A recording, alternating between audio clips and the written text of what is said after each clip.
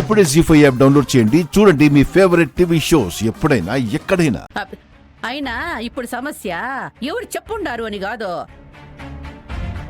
మీరెందుకు చెప్పలేదు అని. అంతే కదా వదినా? అంతే.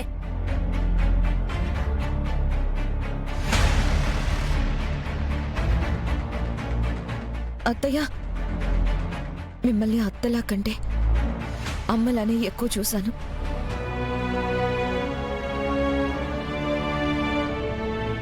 ఎవరితో మనస్పర్ధలు వచ్చినా నేను తట్టుకోగలనేమో, కానీ మీతో వస్తే నేను తట్టుకోలేను. ప్లీజ్ అత్తయ్య, జరిగినవన్నీ ఒక్క క్షణం మర్చిపోయి అమ్మలా వచ్చి నన్ను ఆశీర్వదించండి ప్లీజ్.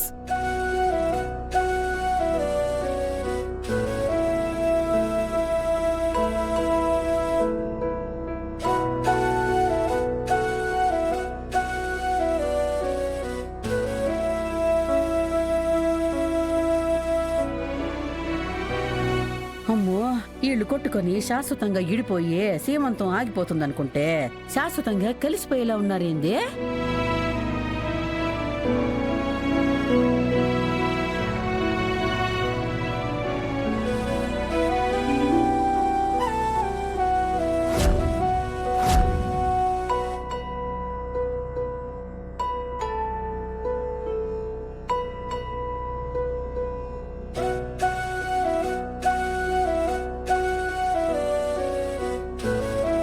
అమ్మి కౌశికి, అట్టా కుర్చీలోంచి లేయకూడదమ్మి.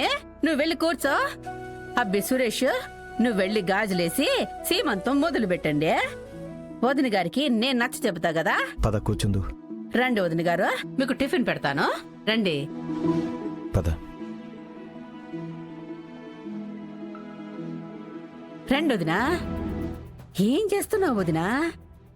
నీ హక్కు కోసం పోరాడతావనుకుంటే ఇట్టా మెత్తబడిపోతున్నావేంది?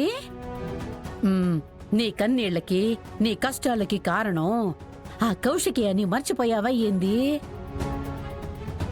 మా అమ్మి కాబట్టి తప్పులు బయట ఎత్తేసుకోం గాని కౌశికి ముందులా లేదు వదినా. స్వార్థపర్రాలైపోయి ఉండాది. ఇప్పుడు కూడా నిన్ను కావాలనే ఫంక్షన్కి పిలవలేదు. నువ్వు రాగానే ప్లేట్ మార్చేసి ప్రేమగా నటిస్తుంది. ఒక్క క్షణం కౌశికి మాటలు నమ్మి క్షమించేద్దాం అనుకున్న వైజయంతి నన్ను పక్కకు తీసుకొచ్చి చాలా మంచి పని చేశావు. నువ్వు చూస్తూ ఉండు. నిన్ను కీర్తికి గాని సురేష్కి గాని ఆ పుట్టబోయే బిడ్డకు గాని దగ్గరకు కూడా రానివ్వదు. కొన్ని రోజులకి కంటికి కూడా కనిపించకుండా తీసుకెళ్లిపోతుంది. నన్ను ఒంటరిని చేసి తన కుటుంబంతో సంతోషంగా ఉంటుందంటే నేనెలా చూస్తూ ఊరుకుంటాను? నేను పడిన తల్లి బాధ కౌశికి కూడా పడాలి. బిడ్డ దగ్గర లేకుంటే ఆ బాధ ఎలా ఉంటుందో కౌశికి తెలియచేస్తాను. జీ5 యాప్ డౌన్లోడ్ చేసి అన్ని ఎపిసోడ్స్ పూర్తి ఉచితంగా చూడండి.